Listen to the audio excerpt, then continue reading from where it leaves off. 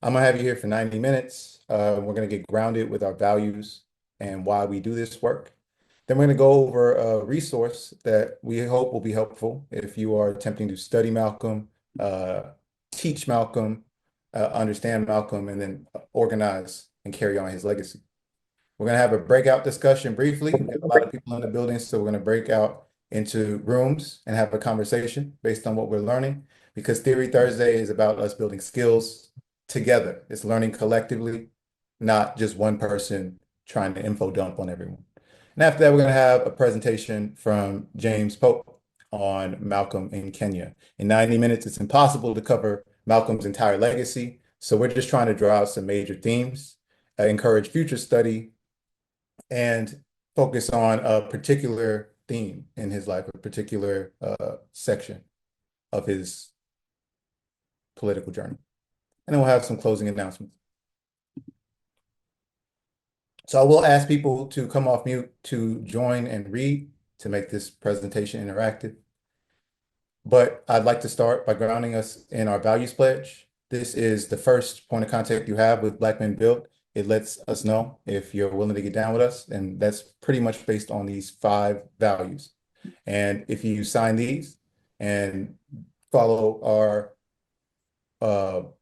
site, saying some things in the chat are distracting me, you can get tapped in. So I'm going to begin with our values pledge, and I'm going to talk about what we do political education for. If you don't know, Theory Thursday is a part of our political education efforts as Black Men Build. Black Men Build is a member-driven organization trying to give Black men and their communities the tools they need to become an organized political force. We think that we have to have a set of values that we align on in order to do that. We also have to be in the field of organizing. So in addition to this national organization you see here, we also have local hubs around the country. I am the political education chair for Miami, Florida. We have hubs all over. Please check us out. So to begin, the first value is that we are critical thinkers. Obviously, that's going to be on display tonight, and we hope you can display that value with us. We are curious about this moment. We are coming together to take an active, responsible role in freeing our communities.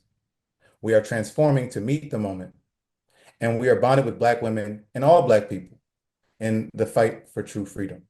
With one caveat, Black people who choose to fight for the enemy or use our struggle for personal or financial benefit need not apply. The reason we are here is to build power, and we understand that we have to have a shared definition of power. So we like to root our sessions in 2 definitions that Black Men Build shares when we talk about the power we're trying to build. And I'd like to invite 2 people to come off mute to read these 2 definitions. And I'm going to trust my comrade in the chat to help me out. Okay. I'll read. Someone could come off mute and read this first one. I got you. Thank you. Now, power properly understood is nothing but the ability to achieve purpose. It is the strength required to bring about social, political, and economic change.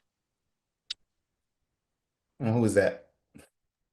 This is Martin Luther King Jr. Where do we go from here? 1967. Yes, his final book, where he gives us very clear definition of power, what it's for, and that it's what he calls birthright. Can someone come off mute and read the second definition?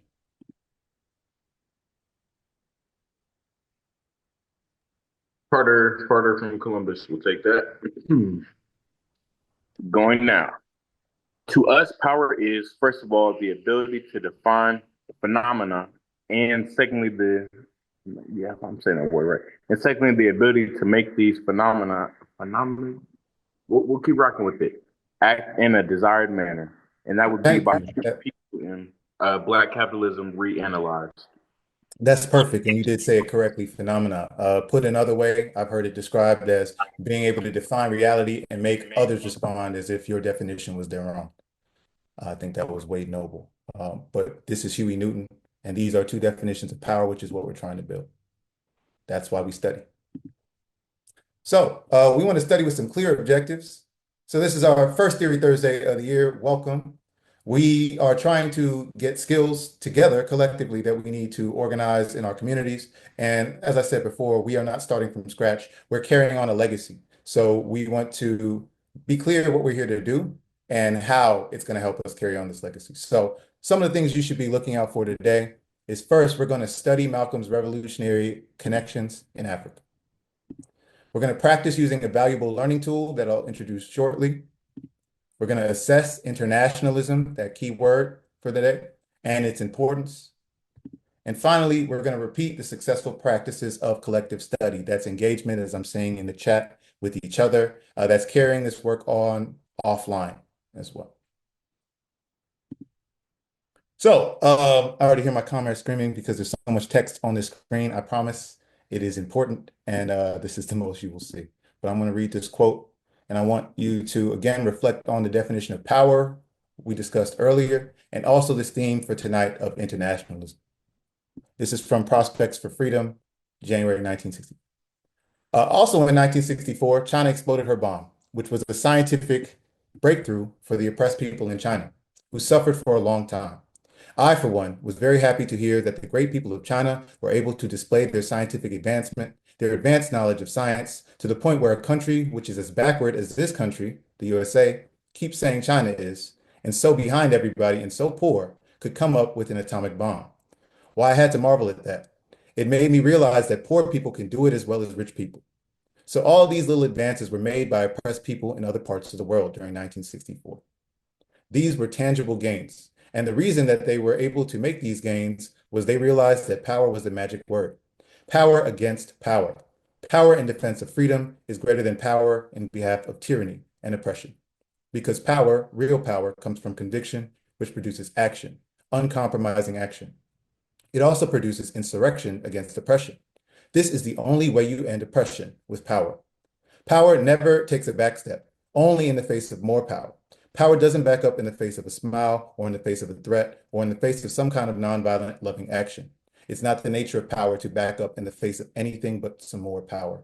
And this is what the people have realized in Southeast Asia, in the Congo, in Cuba, and other parts of the world.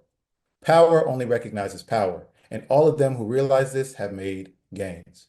And so here we see Malcolm's core theory of understanding how to build power in society. He didn't confine his thought to just the borders of the US, of his colonizer who calls the rest of the world backward. He instead expanded his thought. So we're going to focus on that tonight. To guide us through a particular period with Malcolm traveling throughout Africa and visiting Kenya, we have James Pope, a PhD and professor in Africana Studies, and also a contributor to the Africa World Now project, which is a revolutionary Pan-Africanist platform moving us toward collective thought and action. Highly recommend you check it out. Lots of archival work on there, as well as recent events, things that are local and international for you to plug into.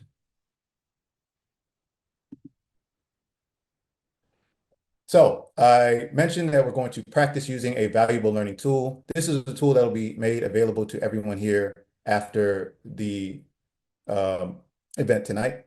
It is our 25th anniversary republishing of the Malcolm X Study Guide. So we don't have enough time to get into it here, but I highly recommend you use this for your own personal study. But if you are an educator, bring this to classrooms, bring this to community meetings, bring this to your churches, bring this to your family members. It's a very valuable resource for understanding Malcolm X. It's also written to be very accessible, and I'll try and show you why. The study guide was written in 1989 by Abdul Al-Kaliman as part of the practice of People's College to develop popular education materials for the Black Liberation Movement and Black Studies. This followed the important 1985 issue of the Black Liberation Month News that focused on Malcolm X. Both were newsprint publications that were widely distributed. 50,000 copies of the Malcolm X BLM News were distributed, and 25,000 copies of the study guide were as well. Thus, we have given away over 100,000 free copies of educational materials on Malcolm X. Two questions remain. What is the radical Black tradition, and who owns the radical Black tradition? This was Abdul Al-Kaliman, People's College, 1991. Just quickly in the chat, I want to see, did anyone grow up seeing this study guide? Has anyone seen this study guide before? I'm going to speak for myself and say I haven't. In fact, every Black History Month, which we just left, we're usually told our teacher's racist, they don't know anything, and then we have to teach ourselves. It's a really common experience. It happened to me. It's happening to kids right now. It'll happen in the future until we change the system. I'm seeing a lot of people in chat say no, never heard of it. I've never seen it, and it is one of the most valuable resources I've seen to study Malcolm X. So we want to talk about how his legacy is preserved. Part of that, like we said, is studying and going back to get it, the principle of Sankofa. With that being said, I'm going to pass it to James to discuss this 25th anniversary reprint of the People's College Malcolm X Study Guide.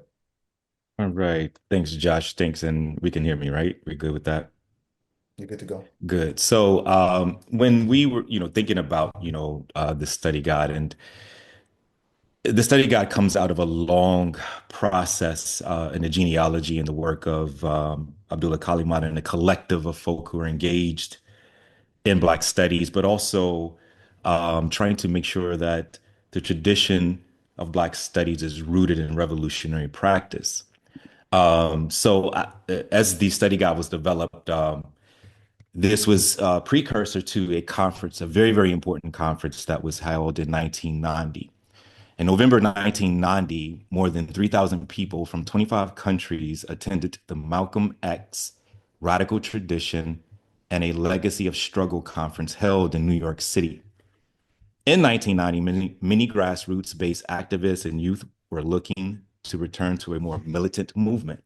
Many had never stopped learning from the thought of Malcolm X. Each generation since the 1960s, when facing the problems of their movement and circumstance, would rediscover Malcolm X as his voice has been proven to sustain radical thought. Likewise, Brother Malcolm's legacy has been sustained by the love and respect of his people and freedom-loving people of all nations and classes. The study guide was produced from the synergy of scholarship and activism of those who attended the conference. The study guide, as reprinted by Black Men Build, was developed to provide context for us to extend the work of El Hajj Malik El Shabazz. It is our duty to study, practice, assess, repeat, aka SPAR. So what we're going to do now is a brief tour of the study guide. I know I've been talking a lot, trying to move us through understanding this resource, obviously, but also getting us to a point where we get to engage in discussion and Malcolm's travels in Africa. But briefly, for this resource again that you will have access to, I want to describe the study guide. You can see the table of contents and the grounding here. It is reprinted, so it is talking about 1990, but as I'm sure you all imagine, it feels very relevant to 2025. One important thing about this study guide, it is brief and it is also designed to contextualize Malcolm. Again, Malcolm was not a messiah, as some would like to cast him. He was actually a person who had extreme and extraordinary love for ordinary Black people. And that's what political prisoner Mabia Abu-Jamal says was his greatest asset. So we have to understand that Malcolm is a representation of the greatest elements of the radical Black tradition or the Black radical tradition. And to understand that, you actually have to understand historically where he came from. He is a product of his environment. His wife and comrade Betty is a product of her environment. So we begin with historical periods, breaking down radical ideology as a Black tradition. We're focusing on Afro-America, but again, this type of periodization of your history and understanding how it's moved through economic changes, political changes, and social changes is something you can do in any corner of the diaspora. But we're focused on Black America for this because that is where Malcolm waged his struggle. We have the emancipation debates in the 19th century. That's the 1800s. I always get confused by those sometimes too. We move into the 20th century and there's the self-determination debates and you get to see key figures and when they were around. And they all represent different elements of these debates. Finally, the glorious 1960s period where the civil rights movement and its reformist strains were challenged by Black power. And the move was toward revolution. And we know Malcolm X represented that Black revolution. You'll also understand Malcolm through his life of transformation. At Black Men Build, we say we are transforming to meet the moment. And again, we are not the first to do this. In fact, many revolutionaries find themselves transforming constantly throughout their life. So to understand Malcolm, particularly when people like to quote him from different periods, you have to understand where he was in these different periods of his life.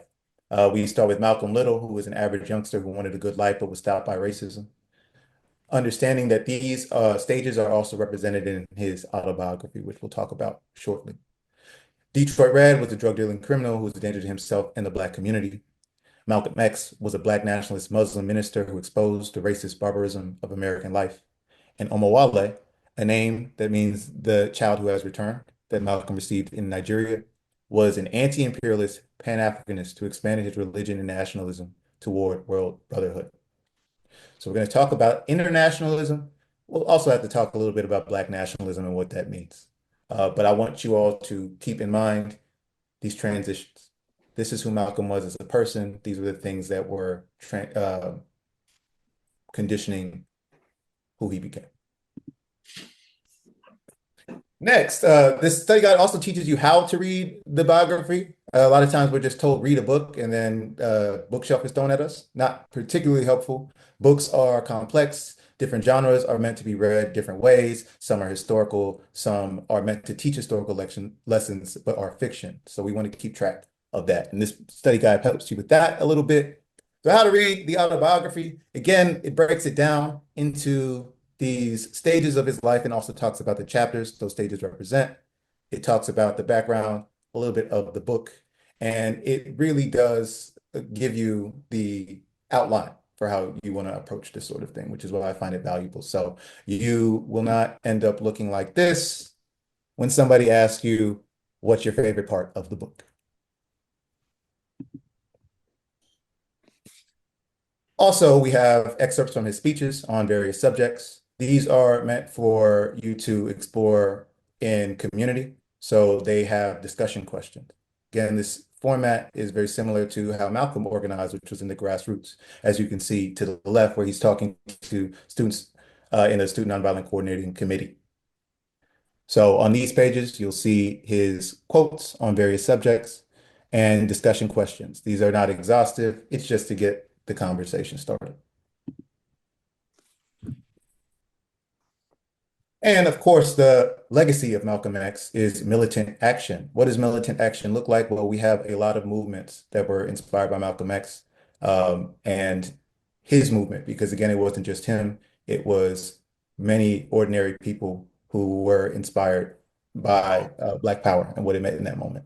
So if you take a look, you get to see some of these things, some of these practices are still around today, like African Liberation Day, and some of these institutions like People's College are archives that we can go back to when we need to study this information. And of course, many of you will get this question. Many of us have heard this question, especially when we are trying to make the world that we deserve a reality.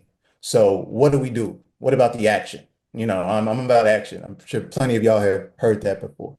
And so what we want to offer here is principles for action. I'd also recommend that you check out Malcolm X's platform, the program for the Organization of Afro-American Unity. It also gives some very concrete recommendations for building Black nationalism, building Black power. And we're going to talk again about defining what that is, because Black nationalism, as Malcolm and Betty conceived it, is internationalist. And that's something we want to keep in mind. So some things we want to do, follow Malcolm X's example. We can't do this as individuals, although personal transformation is important. We have to do this organized. And so I'm a part of an organization like Black Men Build. There are collectives like Africa World Now, but you have to do this in an organization as well as you doing it individually as you transform yourself. Following Malcolm X's example, one way to see how we do that is checking out our publication. This is Wartime, the Black Men Build publication. If you go to a hub, you can see it, but they're also available online digitally. You can see our work, our analysis, our thoughts about how we're dealing with the moment and transforming to meet the moment. We have political education events like this, both locally and nationally, and hopefully one day internationally. So one thing you can do is make sure you're studying, as we're talking about today, spreading the word. These are not things that we're coming up with. These are things you understand if you study Malcolm's legacy. Organized community self-defense. We have armed self-defense classes, but these are paired with study. Currently in Miami, we're studying Professor Akinyele Umoja's We Will Shoot Back. I believe he might be here tonight. Highly recommend that book. Check it out. Advance the condition of Black women. We are bonded with Black women, Black queer people, Black trans people, Black people of all gender identities in the fight for true freedom. And we need spaces for women to study and struggle alongside us and for their own unique conditions. So we have things like women's circles, and we're trying to build that program. Finally, build international solidarity. As we're going to talk about tonight, internationalism is key. So we work with other organizations, keeping an eye out on liberation efforts throughout the world, as Malcolm told us to do. So I'm going to need three people to come off mute, and this will summarize the immortal contributions of Omowale El-Hajj Malik El-Shabazz or Malcolm X. So we're going to talk about what were the key contributions of Malcolm? Why was he seen as such a threat that he had to be eliminated? And what can we learn from him? Because obviously his legacy hasn't been eliminated. We're still here and we're still fighting. So if I could get three people, I see Bro Curtis raising your hand. I'm going to go by that feature. Bro Curtis, can you come off mute and read these first two? And I see two other hands. Perfect. I appreciate it. Yes, sir. I am ready. Okay. So I see the first one by Muele El-Hajj Malik Shabazz says situated African people properly in a world history and society. Very That's good. one of the things that he did. And what else? The second one is he advocated and practiced armed self-defense in the face of white racist violence. And that's so important. That must be underscored. That's why it's here, and I'm glad you read it with that kind of emphasis. Thank you very much. I see someone else's hand. I'm going to call on William Butler. Yes, how y'all doing? Peace. Spoke to the truth of our political, economic, and social situation and the limitations of mainstream methods for seeking justice. William, where are you tapping in from? I'm tapping in from Atlanta, Georgia. I'm a student at Peace. college. Peace. How you doing? How you doing? You want me to read this one as well? Yeah, sure. This next one, and I'll need one more person for the last two. You're on mute. Sorry about that. Embodied a complete personhood based on his powerful challenges to and rejections of the standards of masculinity imposed by our colonizers. Very good. What do you think that means? I like to ask sometimes to be clear. Yeah, well, for one, I haven't read all of Malcolm X's autobiography. I started when I was in middle school, but I have yet to come back to it. However, just based off of conversations I've had with other brothers who have read the book and just brothers who are really interested in Malcolm, when I read this, I immediately think back to his experiences as Detroit Red and him being a male prostitute at one point in his life. That's what I think of immediately. I'm not exactly sure how he sort of maneuvered as a man once he got older and became Malcolm and transitioned from Detroit Red to Malcolm and then from Malcolm to Shabazz. Yeah, but that's what I think about. No, thank you for sharing. I do want to pause. A lot of times when we study Malcolm, we do have to source the information. So there have been people who have challenged that information about Malcolm and where it comes from. I would highly recommend Jared Ball and Todd Stephen Burrow's research on a lie of reinvention. But that being said, regardless of Malcolm's survival in street life, he very much did understand what it was to survive as the bottom of society. And that means killers, robbers, prostitutes, what have you. Thank you for sharing, Will. I appreciate it. Mhm. Can I have somebody for the final two? I see. I'm gonna call Zen Amos. Hey, how you doing? Hey, where you checking in from, Zen? I'm checking in from Chicago. Oh, shout out. Peace. So we have, yeah, I can do the last one for you. Yeah. He demonstrated a commitment to constant transformation based on study and evidence. Very good. And finally, And he understood our struggle as that of an oppressed nation in an international fight against colonialism and organized accordingly. hmm. Do you feel like sharing what either of those two things mean to you? What do you think they mean so you can make it plain for others joining us? Yeah, so for the last point about understanding our struggle,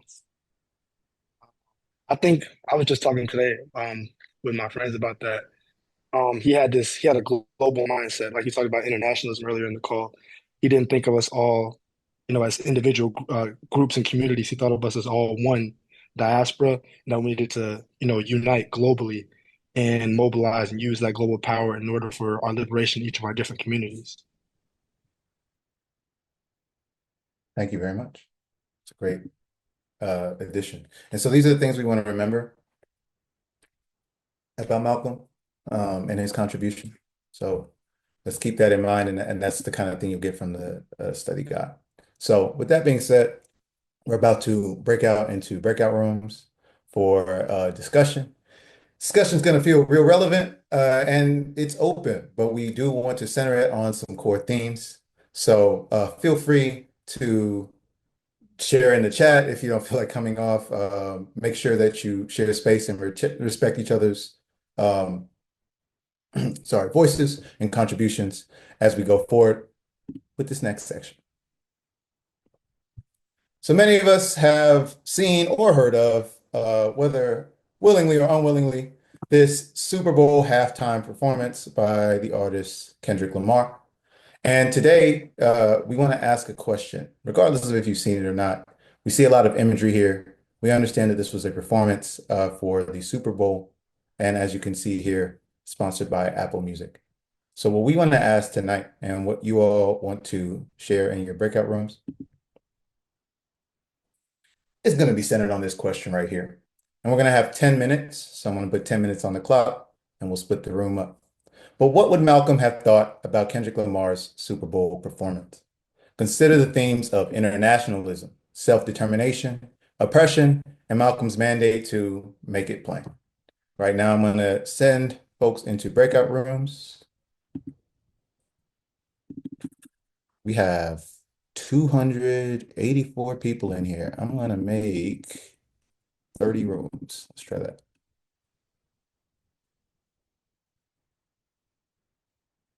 All right, 10 minutes. Again, if you need to use this time to get up, get some water, anything like that, please feel free. We're going to come back around, not at around, at 8:46, and we're going to do a little bit of sharing out. So this is the theme. I'm going to drop it in the chat. The question one more time. What would Malcolm X have thought about Kendrick Lamar's Super Bowl performance? And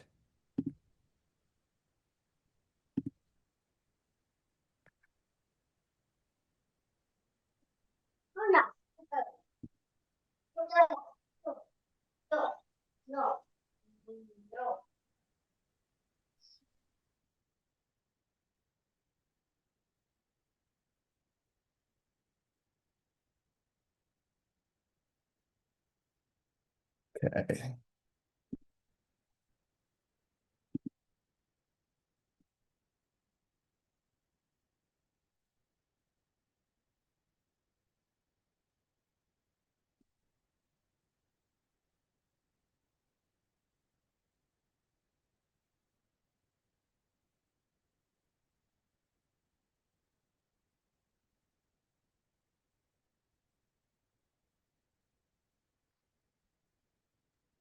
Hey everyone, I still see a lot of people who haven't, it looks like, joined rooms.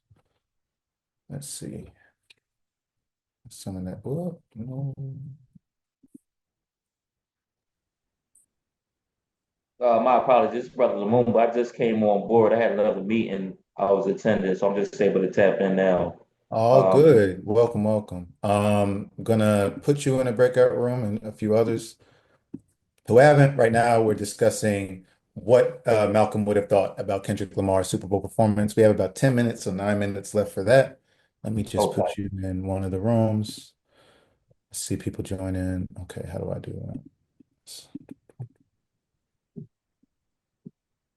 All right. Give thanks. No problem. Let's now.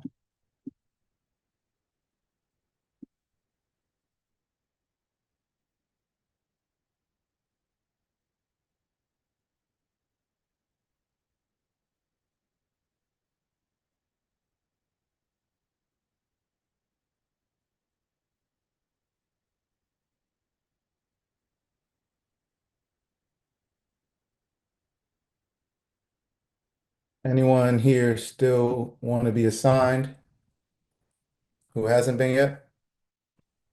If you could assign me, that'd be great. Apologies for being late. You're fine. Sorry, whose name was that? So I can. Berto S. Oh, got you. Up on in. Thank you. No problem. Anyone else want to be in a breakout room?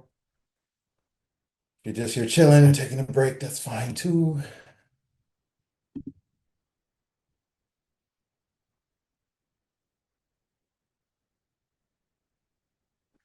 Hi, this is Sangam Ballet. I'm calling from Los Angeles by way of Baltimore and DC. I'm technically at work, so I can't really actively participate in a discussion right now, but I certainly want to listen to what's going on. Sure, you definitely can jump in a room, um, and check that out. But Just but I can't participate in the discussion. I can't actively because I'm at work actually. So no, you're fine. It's okay. You could just listen, be a fly on the wall. It's no problem. There'll be about 10 people in each room. okay, So take your time. I just got to get the text sorted out. okay. Any particular room you would suggest or one that No, no, has hold on. We randomly assigned. So we're just okay. trying, if it's not Then full, I'm gonna send put me, you. okay, send me to one that needs more people and I'll listen in. Thank you. Okay. And sorry, can I get your name? It's hard to tell while I'm trying to. It's Andre Parvenu. Andre. Okay, got you, Uh-huh. Andre. All right. Thank you. Asante. Anytime.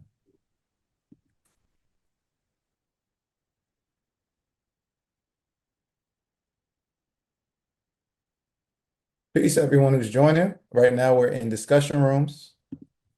Feel free to join. We have 10 minutes, so well, now it's about 6 minutes left. At 8:46, we're going to close the room out and have some share outs. This is what would Malcolm have thought about Kendrick Lamar's Super Bowl performance based on what we've been talking about so far. And I'm hoping some of those conversations are pretty grounded. Same, please. Adam would like to be let in. No problem, Adam. Got you.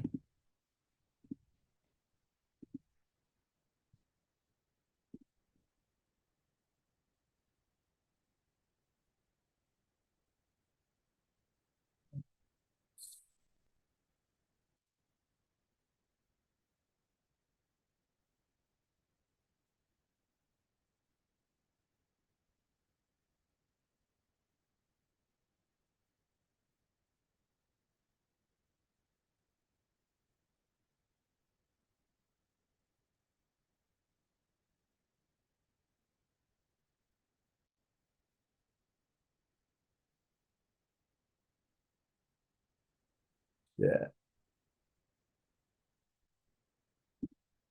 We just hit the 5 minute mark. thank you.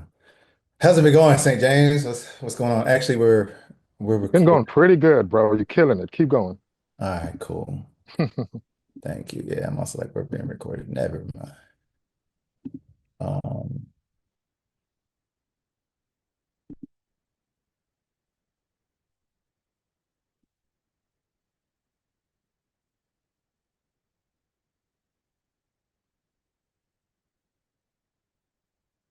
I kind of want to jump in one of these rooms. You want to go check out how the Me conversation is too, but going? I got to keep admitting people. I can do that if you want to go, because I'm Yeah, curious. yeah. Toss me in the Yeah, room. I'm go curious hop to in a hear what's random going room. on. Yeah. See what they talk about.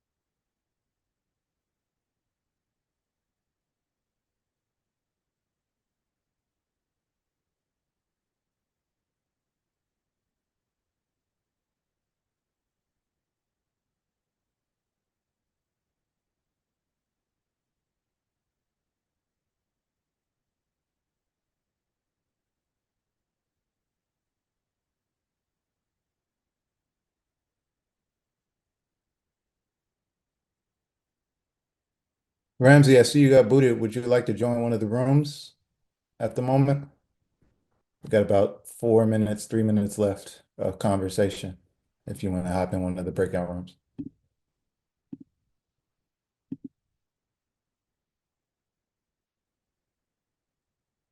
I can assign you if you'd like.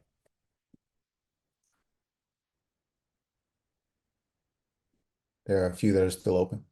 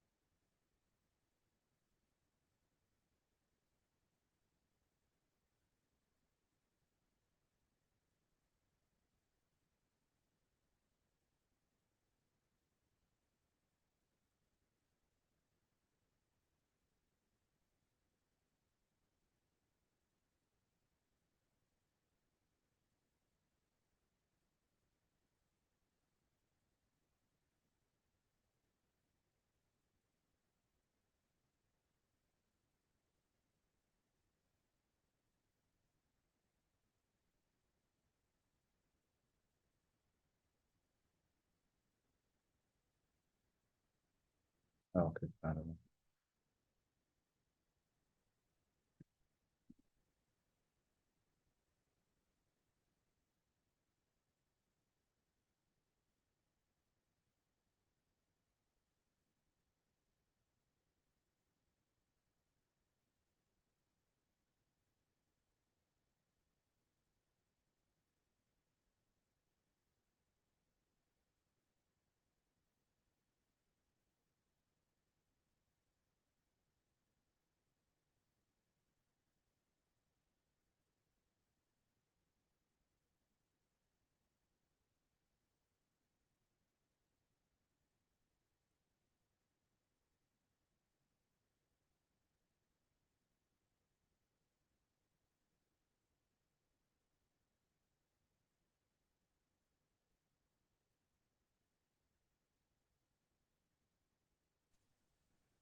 Lord, keeping that schedule tight.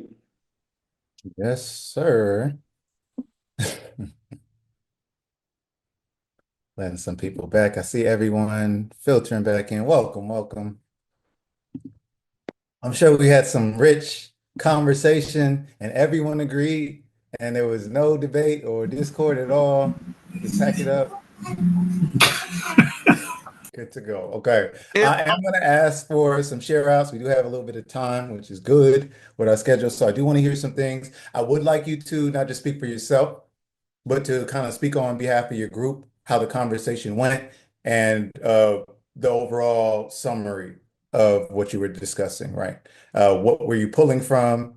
That kind of thing. So it doesn't have to just be an opinion. I already see some hands up. I would like people to share the dynamic of the room.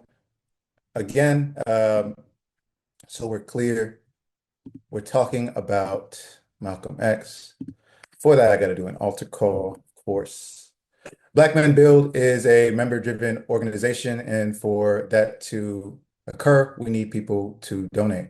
You can donate one time, but the best is to sustain us. So we also have a monthly donation, and we encourage you to, especially if you are a member of the African diaspora, an African, a Black person, to join Black Men Build. If you align with our values, if you like programs like this, get involved nationally, or if you are in a hub city like Miami, like New York, St. Louis, people are in the building right now, you can reach out to local organizers and join there. To continue where we left off, again, Blackman Build, build, pay dues. I'll drop it in the chat in a second. To pick up where we left off, we were talking about what Malcolm would have thought about Kendrick Lamar's super performance. Now I see 10 hands raised, and I don't know what order they went in. So I'm going to pick randomly. First, I got to hear from one of our brother hubs, BNB Baltimore. Can you come off mute? Of course. Peace to the Nas, peace family, peace to everybody. Thank you for joining the call. And thank you for having hosting, brother. Thank you. You're doing an amazing job. I think the consensus amongst our room, I believe it was room 4, if I'm not mistaken, was that there would be sort of a split in terms of his opinion, because it would be obviously beautiful to see the brother on the stage where, for one time, everything that we're attached to as it relates to media consumption is always a black this, a black that. So for once, a young brother was able to bring, quote unquote, bring his block aesthetic to a large audience and it not be criticized for the fact that that's what it was. But to a larger degree, it will be some cynicism, criticism, a bit of a side eye to the fact that, one, we're pushing just the commercial brand in general of Apple. Secondly, it's a nationalist perspective that you're looking at in terms of the way that it was presented. Everything is red, white, and blue. When in all aspects, it's not necessarily that in the reality for the people that look like the artists who perform. So there's several levels to it when you just look at, like, granted, commercial success is great when you look at the inability for someone to be chastised for being on that level and being, organic to where they're from. But at the same time, what is our end goal? Is our end goal only to be a puppet for, media consumption of the Black experience? And when they do so, how are they consuming it? Is it only from a nationalist perspective, where as long as we're supporting red, white, and blue and not our own interests, then they're all in alignment? I appreciate that. I definitely hear uh, you all outlining how a lot of us had to view this and think about it. So I appreciate that. Yeah, that was well Going put. to next call on Ayanda, if you feel comfortable coming off mute. Ayanda, sharing about your room, how it went, some of the conversation. And I'll Yeah, take two no more problem. after Ayanda. Yeah, no problem. Can you hear me? Can you hear me? Is it Sure can. awesome? So basically, it was an awesome conversation. It mostly revolved around how we thought that the show was needed in the current political climate that we all live in. Um, it was very useful as like a sort of Kickstarter of moving things in the right direction, moving ideas, discussions, contextualizing, I think, how we've been engaging with politics, how we've been engaging with media, how we've been engaging with our livelihoods, right? And realizing that, okay, this is serious, and we have to start doing something. We have to start at least understanding what is going on around us and responding to that, right? So that at least that was the general I think, consensus on that. So yeah. Thank you for sharing that, Ayanda. And where are you checking in from, if you don't mind me asking? South Africa, Joburg. Shout out. Happy to have you. Love to the continent. Okay, I'm gonna take two more after that. I'm hearing a lot of people who understand that this was significant, that it grabbed a lot of attention and it made us think about what it means to be represented and what it is that we want. I'm gonna call on two more. I see it's gonna be random, y'all. Jalil Poole. And then the last one, I'm probably going to pick on someone who's got their camera on, no offense, just helps sometimes. So Jalil, if you don't mind coming off mute. Hey, everybody hear me? Yeah, we can hear you great. All right. So I was in breakout room 20. It was probably around like four people talking in there though. Our main consistent I can't talk. Concisus. Our Consensus. main I got you. I got you. all right, Consensus, thank you. collective, back Thank and you. forth. Yeah, yeah. Our main consensus was that he would have liked the show, but he would have also been critical of it because Malcolm X has said before he doesn't believe in poets and writers being the people to be our saviors. It should be us, and we shouldn't look for art like that to be put on a main stage to spread a message in that way and conceive it in that way. But I think he would have also liked it because his message, even though he was on one of the biggest stages in the world, was mostly dedicated to people who were suffering in America and putting his culture, being from Compton, on one of the biggest stages in the world. I think Malcolm would have understood that and wouldn't have truly put it more into a global scape of black people's climate in the world. I think it would have been more based on black people in America, and his standpoint would have been on that, and was to take out probably I'm drawing a blank, take out moments that was enough to be talked about more, being Samuel L. Jackson being Uncle Sam in this great American game that we all play. And also, he would have been really critical on the fact that he got up on stage and was basically calling another black man a pedophile, which I don't think he would have been the biggest fan of, considering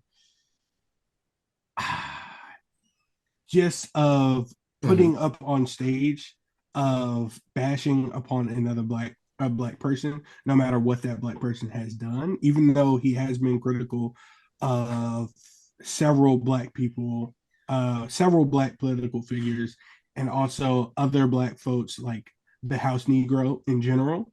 I think that to be on a bigger stage like this, and for it to be used in an art form like this to actually attack someone instead of it being towards the system itself and actually calling someone out, I don't think he would agree with that. I like that analysis. I appreciate Dan there.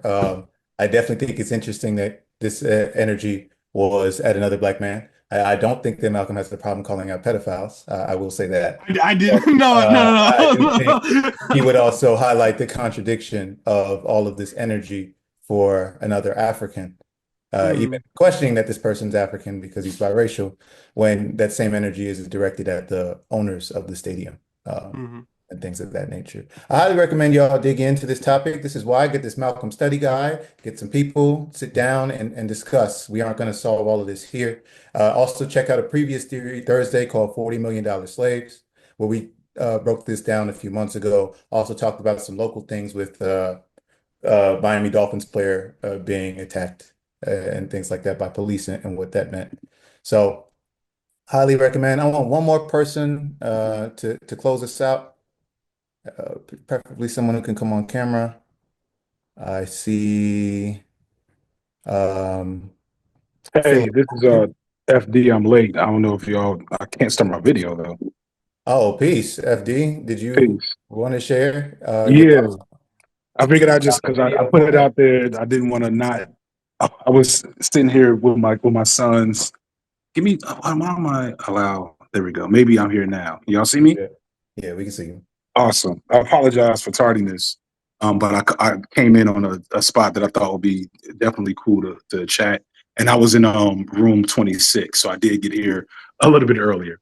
Um, we wasn't the most lively conversation, but people jumped in and at least gave their takes. They were kind of like there was a variety. Some people felt like Malcolm would have appreciated the defiance in Kendrick's overall presentation and tone, which I can definitely see. But others voiced similar sentiments that other people have said up until now, which is that he would have been very critical of the pomp and circumstance of it all and the immateriality of the overall message. Um, I personally brought up, and I had to Google to make sure I wasn't caught up on internet mythology around so many of our figures because some things just float so much that they become factual until you fact check them. But Malcolm, I thought, had a great criticism. I won't say great, but a really important criticism, an insightful criticism of the March on Washington that King did with the originally was called, I think, the March for Jobs and Equality with Abernathy, I think, was also there. And the late, I'm drawing a blank on his name. He's actually was here in Atlanta for years. John Lewis was also there, among other people, right? It was a whole coalition, but they were kind of the headliners. And Malcolm looked at that and understood kind of the history of that march that kind of isn't really talked about a lot, which is that the march itself was a kind of a compromise and a co-option from jump, and that's a part of history that's not told as a way to sanitize King's legacy to be less radical than it is. But long story short, he was very critical of that. He was critical of the "I Have a Dream" speech moment. So if he was critical of the "I Have a Dream" speech moment, Mhm. I'm sure he'd be critical of what Kendrick gave us. As much as I enjoyed it as a hip hop fan and a fan of Kendrick, if I'm trying to interpret how I think Malcolm would have responded, he would have called out its toothlessness and overall lack of impact outside of being, as somebody said, a moment of entertainment for Black people.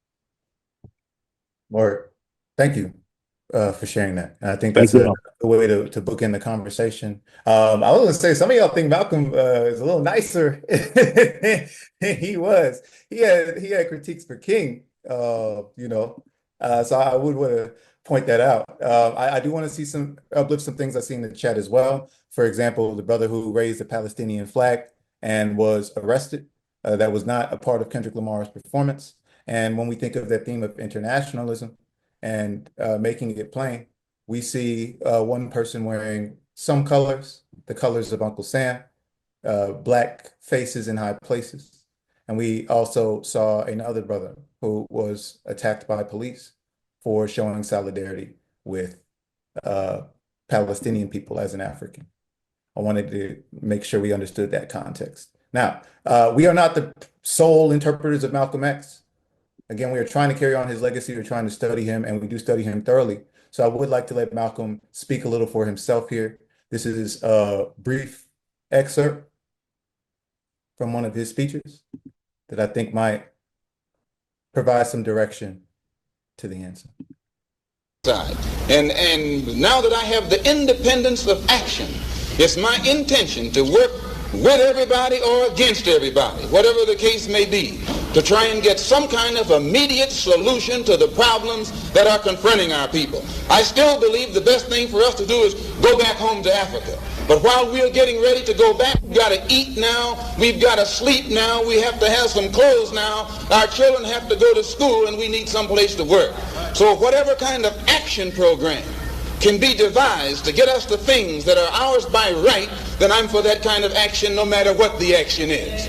I don't think when a man is being criminally treated that some criminal has the right to tell that man what tactics to use to get the criminal off his back.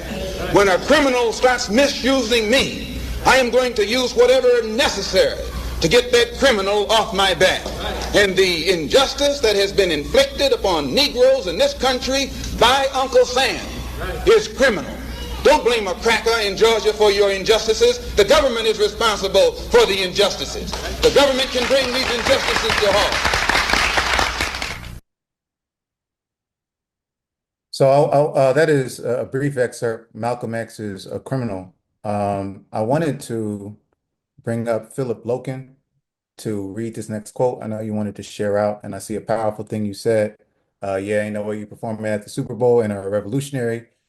You're not gonna hit that stage or the screen. Agree. And to be fair, Kendrick doesn't call himself a revolutionary, but he does peddle in revolutionary aesthetic. Philip, do you feel comfortable coming off mute to read this quote by Malcolm X? Yeah, for sure, no problem. And I'm definitely coming from Raleigh, North Carolina, the Raleigh, North Carolina chapter of BNB. So shout out to y'all for sure, for sure. Oh, shout out. Okay, what's up, brother? Yes, sir. All right.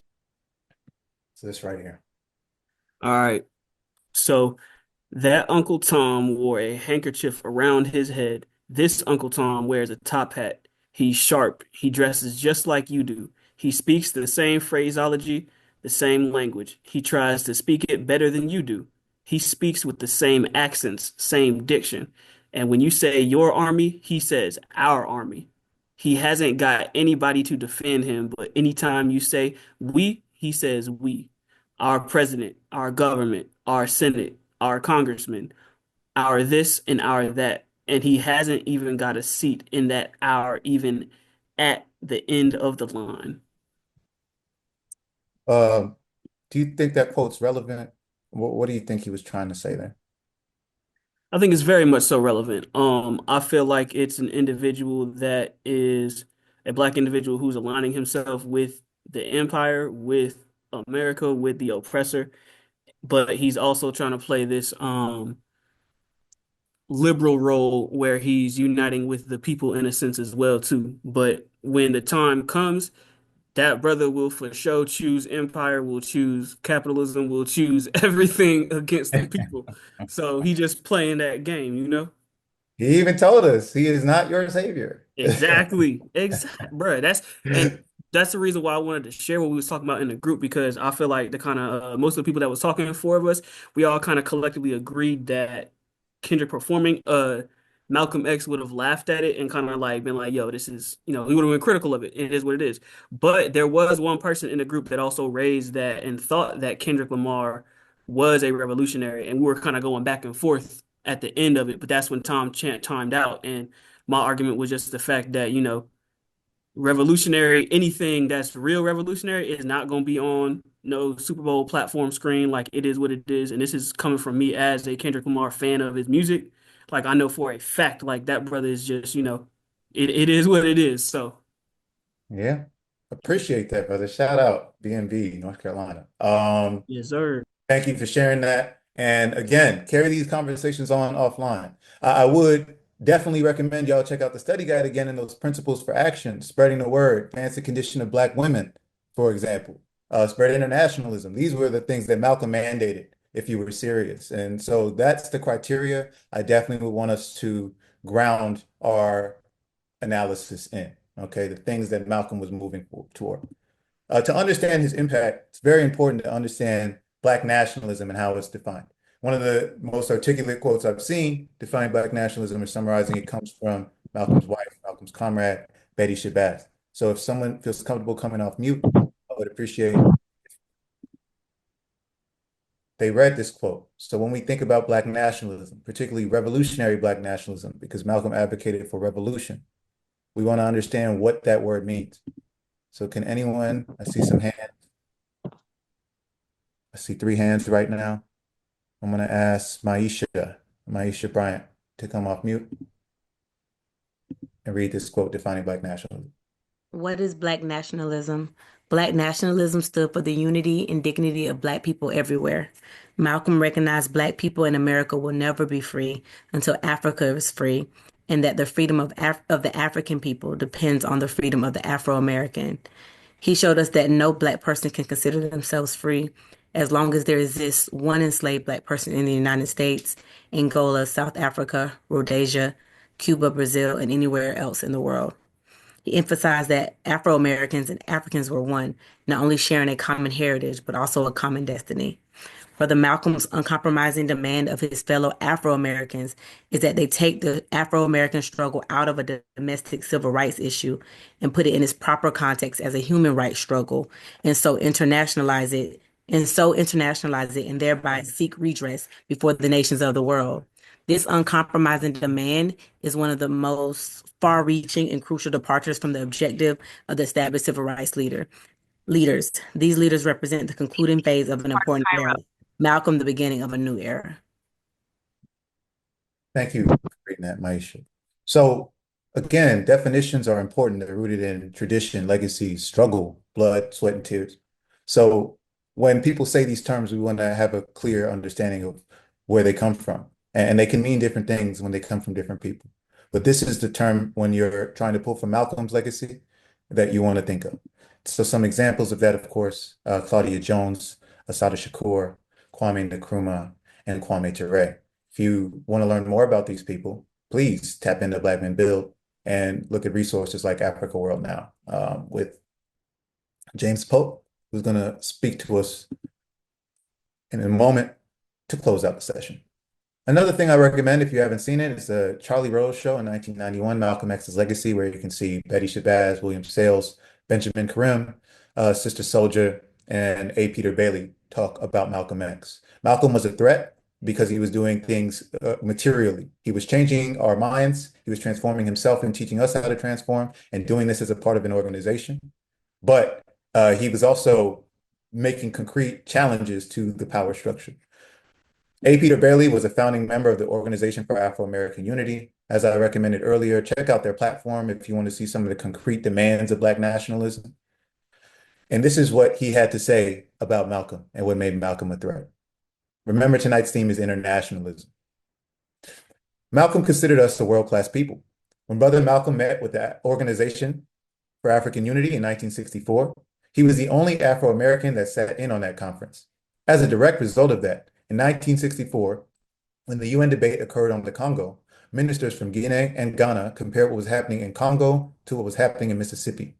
He laid that foundation at the OAAU meeting and internationalized our struggle. So in the previous slide, we saw what Betty Shabazz defined as Black nationalism, the ideology.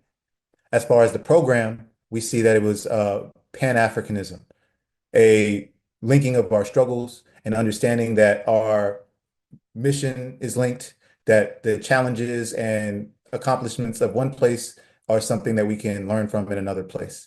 And one important thing we see in this era where our diaspora is being torn apart with misinformation, with myths about who we are and where we came from, is that Malcolm made it very clear to other people that he saw them as a part of who he was. And he also would receive that love in return, as we saw earlier by his name that he was gifted in Nigeria, Omawale, and things of that nature. With that being said, to close this out, I'm going to pass it to James Pope to discuss Malcolm in Kenya. All right, thanks, Josh, and peace and greetings to everyone who is obviously from all over the world on this particular call. Thank you for joining us. Thank you for your time zone considerations. I'm not going to talk too much because I really would like for us to have a conversation about El Haj Malik El Shabazz. And I'm using that particular name because that is the name, El Haj, of course, everyone knows that is the prefix that is given to someone who actually makes the Hajj. But Malik El Shabazz was the name that he chose. And whenever he would actually go travel, he would always use Malik Shabazz as his particular name to check into hotels and those type of things. So Malcolm X, of course, comes through a particular genealogy or a particular function of his relationship to the Nation of Islam. And then also the idea that, Malcolm was already, revolutionary or radical, even in the so-called period that is considered to be the Detroit Red, or those survival tactics that Black folk have always been engaged in order to live in a settler colonial imperial nation as internal colonial subjects. So that becomes very important to understand. One of the things that are important, his understanding. Kenya became a very, very important a point in Malcolm's development. Again, becoming into contact with his erroneously are the British colonialists, the colonizers actually called the Land and Freedom Army, which is what you see a picture here, who they call themselves. It's very important for us to always understand that we have always named ourselves and has which also has a notion of self-determination, which is obviously important in the context of Malcolm, El Haj Malik Shabazz, understanding of the application and the practice of self-determination in an internationalist context. So Mau Mau was the term that was actually given the kind of schizophrenic or kind of crazy, these crazy folk. Why are you actually rebelling in the colony itself?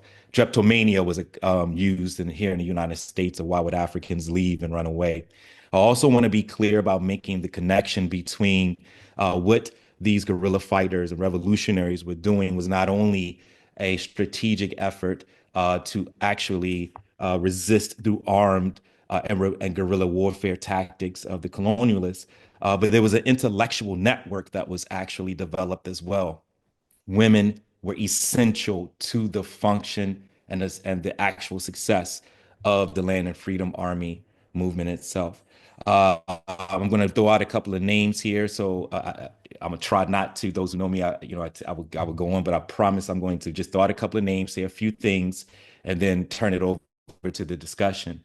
Odinga Odinga, which of course is a song that the Snick Singers. Odinga was a person, particularly part of the revolutionary independence movement in Kenya. Pio Gama was also a revolutionary engaged with the Land and Freedom Army, who became in the government as well. These two people, of course, Odinga Odinga was the vice president or the second leader of underneath Jomo Kenyatta. Quick note, CLR James once said about Jomo Kenyatta that he's not so much of a smart guy. He's not that intelligent. Just want to put that out there. CLR James didn't like Jomo Kenyatta too much. And there's also those who know the history. I've done a number of things, a number of work on the Land of Freedom Army in Kenya.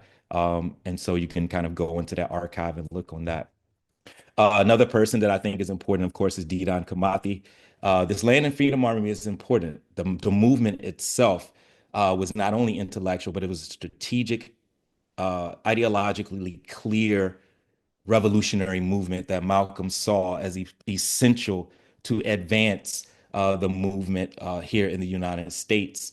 but also as a mechanism to actually develop a clear articulation of a Pan-Africanism, a revolutionary Pan-Africanism. Abdul Rahman Mohammed Babu. I'm sorry, Josh. I probably should have told you to go. What's the next slide? I'm sorry. We could go for the next slide. Pio Gama Pinto, very important, was someone obviously engaged in struggle in the independence movement in Kenya. Person who were born of not a Kenyan background, but born in Nairobi, of people who had a different ethnic background, but very, very engaged in revolutionary struggle, and also a politician, a revolutionary political politician who Malcolm or El Haj Malik Shabazz met in Kenya in his travels to Kenya on October 5th through the 9th. That's important to understand. Pio Gama Pinta, I'm gonna tell you something that's very, very interesting. And the reason why, if we're talking about assassinations, of course, we talk about the assassination here of Haj Malik Shabazz. Let me make a real interesting point to you that if we want to look at who actually killed Malcolm, there was actually a more devious imperial plot to do that. As we know, Malcolm or El Haj Malik Shabazz was assassinated on February 21st. Pio Gama was assassinated February the 24th, right after meeting, particularly, El Haj Malik Shabazz there. Another person that El Haj Malik Shabazz met there was Abdul Rahman Mohammed Babu, revolutionary from Zanzibar, went and studied in England, worked with George Patmore and a number of revolutionaries, Africans in Europe or in London at the time. And then he returns home in 1957. 1957 is important in the context of Ghana and his revolutionary practices as well. This notion or the idea that Malcolm had presented to not only his tour of the African nations, but took on a very revolutionary character in his visits to Kenya, was to bring up charges, to bring the United States up for charges against crimes against humanity. When we're talking about Haj Malik Shabazz, it is important to understand he is a nexus. He is an archetype. He is a representation of traditions before and traditions that come after. He then, of course, visits Zanzibar. Abdullah Kalimat, I just want to I put this in the chat. Abdullah Kalimat, if you go to his website, Abdul Kalimat, he did 5 lectures. Also, if you're interested, the Kenyan Organic Intellectual Network wrote a book, released a book about a year or two ago on Pio Gama. And what I'm going to do is pause right now, and also, as Josh can bring up the question and answer, those are just some of the things I wanted to pepper. There's so much I want to talk about, but there's a lot of work that's been done on this, not only with Africa World Now Project, but other people.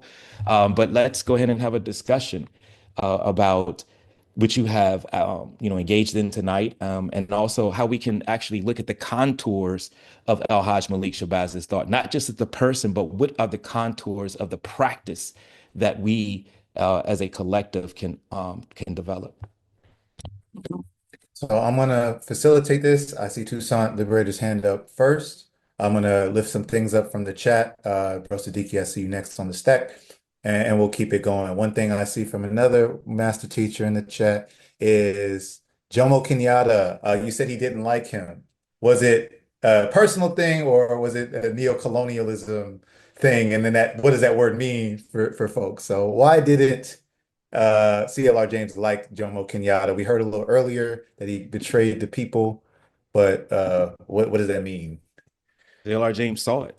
He saw it very early. As it reminds me of Che when he was in the Democratic Republic of the Congo meeting the eventual person who overthrew Patrice Lumumba. He said he did not like, I don't like to speak the names of betrayers. So that's the reason why I'm literally, you can go look that up yourself. But yeah, CLR James was very clear. He saw it very early because, again, he kind of saw him as someone. Pio Gama and also Odinga Odinga took issue because they saw them betraying the independence movement. CLR James saw it very early. Okay.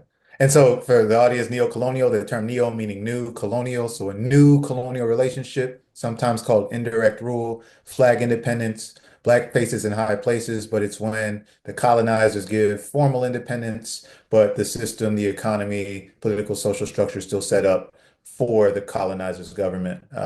Many of you might have heard that the Eiffel Tower is powered by resources stolen from their colonies in Africa. So things like that.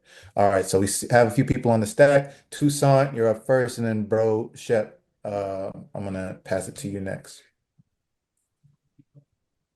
Peace, everybody.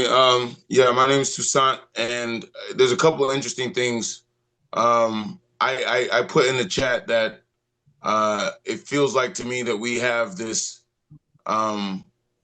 I guess I used the wrong word, but I said an academic understanding of what revolutionary is, and what I meant by when I said that is that we seem to not understand that each of us, it's really easy for us to look down our nose and say, I would have done this in that situation, or I would have done that.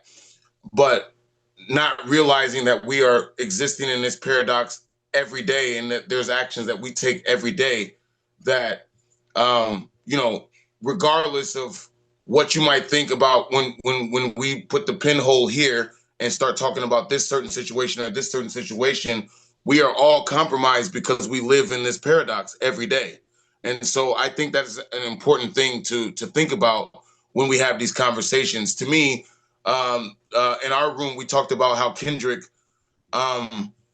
is commercial music, yes, but also at the same time, he is attempting doing something more than other cats have been able to do in his position, which is trying to present values and trying to talk about these values. There's a whole album that he has Brother, out. I'm gonna have to cut you off. Not one, this is exactly why I want you to continue these conversations. Please pull up again. I'm not cutting you off to say don't join us. I'm cutting you off to encourage you to continue. But this was specifically Q&A about Malcolm in Kenya or about that internationalism. I do know you were sharing because he opened it up to everything, but I'm just gonna have to cut it there, and it's for time reasons, bro. I would love to continue chopping it up with you. I'm gonna pass it on to Bro Shep. Yes, peace, everyone. I basically have a request for everyone here, anyone here that knows of or is a filmmaker, to really look at the subject that we're discussing tonight. When Spike's movie came out, we had a lot of us attacked it because he definitely did not cover internationalism of Brother Malcolm, his trips to the motherland, and all of that. So that was missing from that film. And I think that's something we need to look at, particularly for our younger generations that look at film industry to get their information. But again, that's a request. I think it's extremely important that we look at what we're talking about and what we're discussing here tonight. So that's just a request I want to put out there. That anyone who is a filmmaker or knows of filmmakers to really put that together. I haven't even really seen a documentary that covers, all his trips to Africa and, across this planet. So that's my request, and I yield. Thank you for that request. James, do you have any recommendations for films on this? Or I know we have audio and direct footage and stuff, but what about you on that? Yeah, so there's a few documentaries that I'm so sorry, it's escaping my name, but you could do like a quick search on a few documentaries that are out there. But I think what is important is really to engage in reading. There's a book actually, The Mile Mile Within. Um, Baba Sundiata mentioned Didan Kamathi, which is an essential person to look up. There is books on Didan Kamathi that talks about he was the leading field marshal of the Kikuyu Land and Freedom Army. Absolutely. Of course, didn't have a chance to meet, but I would look at the writings, particularly from folk in Kenya itself. Read our scholars on the continent. It's very, very important for us to do that. So there are a few. So if you look at those documentaries or look at those movies, please be sure to check it. I think FD had mentioned check your sources. That's very, very important. Map those sources. Thank you for sharing that. Guerrilla History Podcast also has done a recent series with a scholar on African revolutions and decolonization, going over the Kenya Land and Freedom Army and that struggle. So I could recommend that. But please check the sources, the archives that Africans themselves have also been putting together. And I'm going to ask Remy Wafula, apologies if I mispronounced that, for a Yeah, question, it's and all we'll right. have It's time for one more. Wafula, but I'm sorry, go ahead. I'm from Kenya myself, Nairobi. Shout out to anybody here.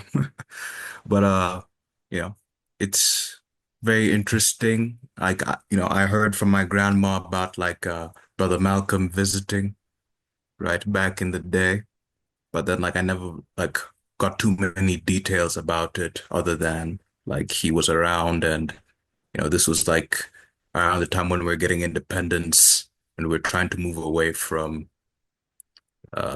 British colonialism, right? Like after the Mau Mau War and the revolution. But then it's just what kind of impact do you think the revolutionary struggle that Kenyans and especially the Mau Mau did it have an impact in America? Because obviously as a Kenyan I know what impact it had in Kenya, but what impact did it have on the diaspora and everybody else? I don't, I don't know if you can see this book, Mau Mau in Harlem by Gerald Horne. Goes through a large history of that. And I'm also putting in the chat, for the sake of time, a number of programs that we have been doing. I really encourage everyone to engage those because it gives you a real robust, including, reflections from Ngugi wa Thiong'o as well. That were there. These were programs that were actually developed, but it had a deep impact. Malcolm, Alhaji Malik Shabazz was very clear about, the Mau Mau. He said he needs a Mau Mau, Mississippi. He said he needs the Mau Mau in Harlem.